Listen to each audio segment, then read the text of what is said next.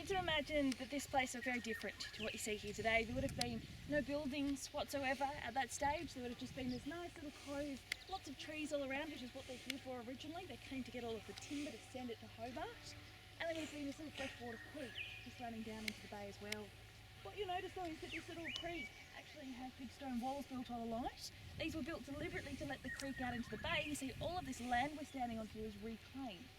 When they first arrived, the shoreline was up towards the base of the hill over here. But if you've got a timber getting operation and your timber is all up over this direction, but your ships can only get about out here, and there's about 90 feet of very shallow water here at high tide or just beach at low tide, it made operations very difficult. And so they filled this land in to make it so they could bring their timber closer out to their ships to make things better for them. But it means that back in 1830, when they first pitched their tents here to live in, they had a couple of weeks of supplies, they were right up over this way. And they lived in those tents for a few weeks. They started then cutting down the timber, sending it to Hobart, and as they did that, they used the offcuts to build some pretty rough bark huts to live in initially. By 1833 though, they built substantial dormitories. The officers described these as big wooden dormitory-style barracks arranged around a courtyard with the flogging yard just nearby. These would have been located where you see this little cottage across the creek over here, just down to its right-hand side. And that is where the convicts would live right throughout the peak of Port Arthur's history. So when this was the big, infamous industrial prison, the convicts were basically living in these rough wooden sheds, which was a big problem here as far as they're trying to separate convicts based on behaviour. It's part of this reform process. In those barracks, they just didn't have the ability to do it. Around the same time, the 1840s, they're starting to struggle with the food supplies here, particularly flour. They're using half a tonne of flour every day just to feed the population. So you can imagine it's a large undertaking to import that much flour from Hobart. They really wanted to become more self-sufficient here. And so they attempted planting wheat crops around the peninsula, figuring they'd be able to make their own flour. The problem was their wheat crops would never ripen properly here. At that stage, there just wasn't a long enough growing season for this wheat to grow. It was a little too late though. By the time they figured this out, they'd already gone ahead and built for themselves a 4-storey flour mill and granary across the front of their prison. It was a bit of a disaster. They decided to push on anyway, and they brought in some wheat and they tried grinding it up into their flour, only to find that their design of a mill actually wasn't very good. It was powered by a water wheel so big it actually stuck out through the front wall of the building, dividing that in two. Had a diameter of 10 metres. It was fed by an aqueduct that ran from a dam at the top of the hill, down a channel underneath all of the buildings, out a chute across the road, then finally down to the wheel at the bottom. The problem was, at this time of year, we just don't get enough rain, and so this wheel refused to budge in the summertime. And so then for a second method of power, came up with the idea of convict power and established a convict tread wheel down in what is now the low ruined section in the middle there. So convicts would have this sort of bar to hold onto at the front, and they step up onto the wheel all day long. It's described as like climbing a never-ending staircase or ladder, and it was used as harsh physical punishment. But they discovered after a while it got to the point they actually didn't have enough convicts considered that bad that they deserved the punishment of the tread wheel. So with not enough men to keep the tread wheel going, they had to close it down, and that was the end of the flour mill and granary. What they then had was a very big 4-storey empty warehouse, highly embarrassing for Port Arthur. They had built it deliberately as the biggest building in Van Diemen's Land at the time, and now wasn't being used. So they decided, perfect solution, we'll put the convicts in there. And they converted it into the penitentiary as we know it now, opening it up to house convicts in 1857. 4 years after transportation had already finished to Van Diemen's Land and the prison had entered its downward slide towards closure. So this one you could say was a bit of a disaster from start to finish as far as planning goes. Although it did actually work very well as the penitentiary once they finally opened it to convicts, because for the first time here in this prison they could start separating people according to behaviour, using that idea of reforming through separation. And so this is where it becomes more like a modern prison to us today as well. The bottom 2 floors had 136 separate back-to-back cells. The bottom level are for the men with the heavy leg irons around their ankles or who are newly arrived. Next floor up for the men with the slightly lighter leg irons, and the very top floor had one big open dormitory with bunk beds for 350 of the best kind of convicts. So the idea is, if you look at it from a modern perspective, you've got maximum security on the bottom level, medium on the next floor, and minimum right up on the top of the building. And you could move around those levels according to your behaviour at any time.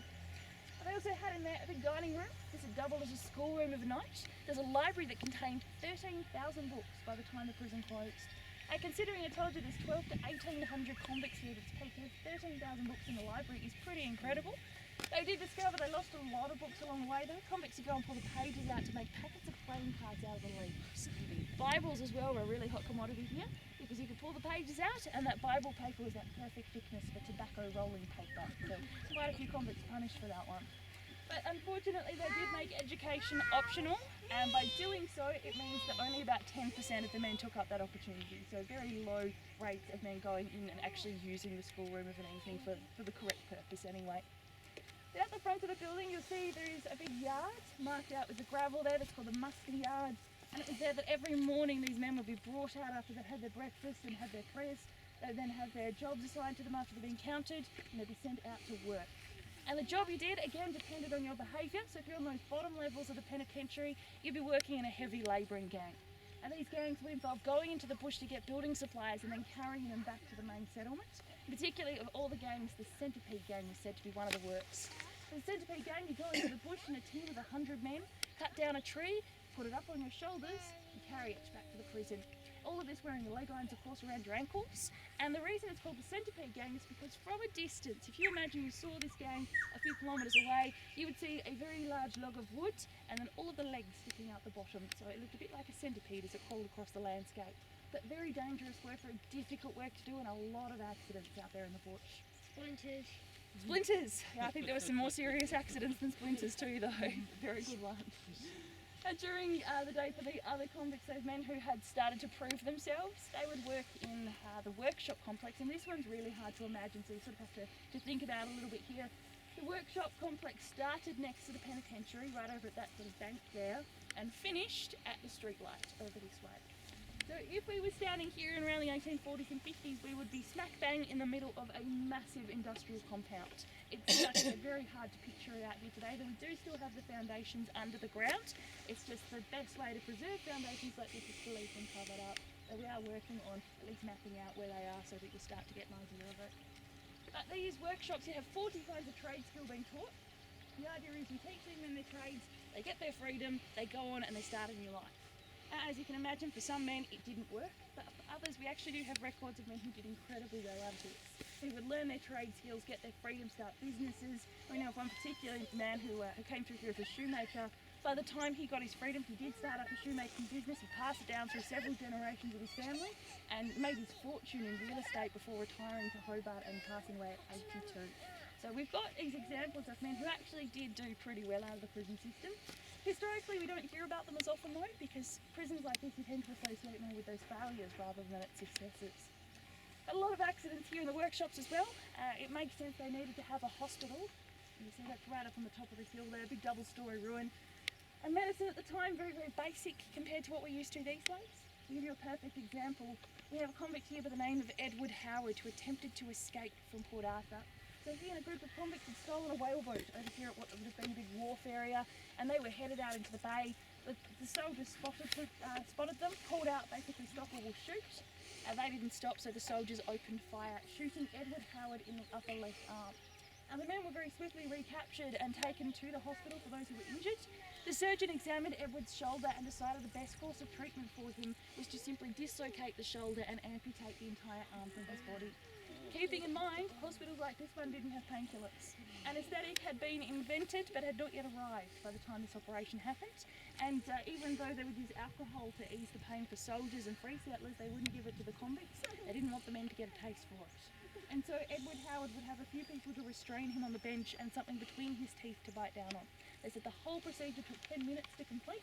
It was very lucky it was so quick because he was awake for the entire operation. So you put yourself in Edward Howard's shoes for a moment. It's a pretty good indication of just how basic these procedures could be.